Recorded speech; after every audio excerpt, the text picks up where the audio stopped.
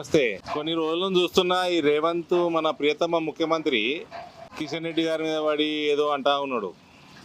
మోడీ గారు మంచోడట, కిషన్ రెడ్డి గారు చెడ్డోడట, కిషన్ రెడ్డి గారు దేనికో అడ్డం పడ్డాడట. దేనికి అడ్డం పడ్డాడు చెప్పు, ఎట్లా అడ్డం పడ్డాడు చెప్పు. నువ్వు పోయి ప్రధానమంత్రి గారు కలిసి వచ్చినావు కదా, నీ ఆఫీసర్లు నాకు అప్పచెప్పు, కిషన్ అన్న ఎంబడ పెట్టుకుందాము, నేను తీసుకొని పోతా. ఏ ప్రాజెక్ట్ ఎట్లా అడ్డం పడ్డాడో చూస్తా. నువ్వు నీ ప్రాజెక్టులకి నువ్వు ఇవ్వాల్సిన ల్యాండ్ ఇస్తున్నావా సక్రమంగా, నువ్వు పెట్టాల్సిన నీ షేర్ ఆఫ్ ఫండ్స్ పెడుతున్నావా రాష్ట్ర ప్రభుత్వం నుంచి, రాష్ట్ర ప్రభుత్వం నుంచి చేయాల్సిన ఫార్మాలిటీస్ ఏమని అన్ని చేస్తున్నావా, అవన్నీ చేయంగా నరేంద్ర మోడీ గారు ఏమి ఇస్తలేరు, కిషన్ రెడ్డి గారు ఏం అడ్డం పడ్డారు చూద్దాము. తేల్చేస్తే అయిపోతుంది కదా, ప్రజల ముందర స్పష్టంగా పెట్టేద్దాము.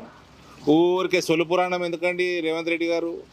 కిషన్ రెడ్డి గారి కంటే ఈయన చిన్నోడు, ఈయన ముఖ్యమంత్రి అయిపోయిందనే ఆయన అంటుందట. నేనైతే నీకంటే చిన్నోని కదా రేవంత్. నువ్వు ఎప్పుడు చల్లగా ఉండాలి, నువ్వు మంచిగా పరిపాలన చేయాలి, నువ్వు సక్సెస్ఫుల్ ముఖ్యమంత్రి ఉండాలని నేను కోరుకుంటా కదా.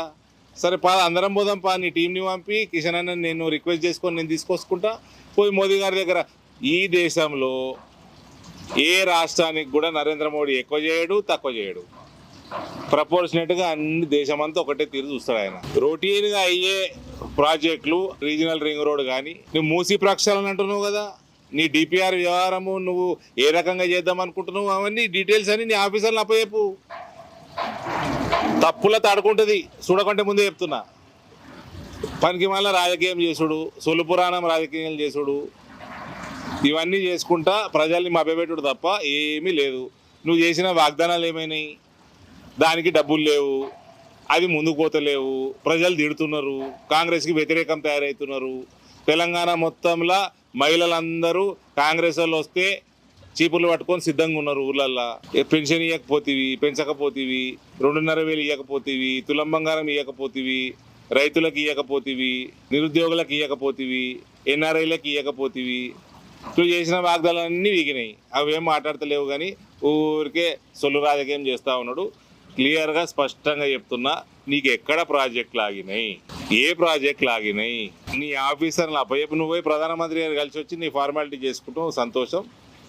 నీ ఆఫీసర్లను అప్పచెప్పు, కిషన్ రెడ్డి గారిని నేను తీసుకుంటా, నేను కోఆర్డినేట్ చేస్తా, పోయి తెచ్చుకుందాము. 40 ఏళ్ళ తర్వాత ఒక జాతీయ బోర్డు స్థాపించడంలో నేను కీ రోల్ ప్లే చేసిన. రొటీను డెవలప్మెంట్ వర్క్స్కి పెద్ద పనే. ఇవన్నీ సొల్లు పురాణాలు బంద్ చేసి కరెక్ట్గా నీ టీంని అప్పచెప్పు, చూస్తా. తెలంగాణకి ఏం అన్యాయం జరగదు మోదీ గారి పాలన. తెలంగాణ నీదెంతనో దానికంటే ఎక్కువ నరేంద్ర మోడీ గారిది. భారత్ మాతాకి జై.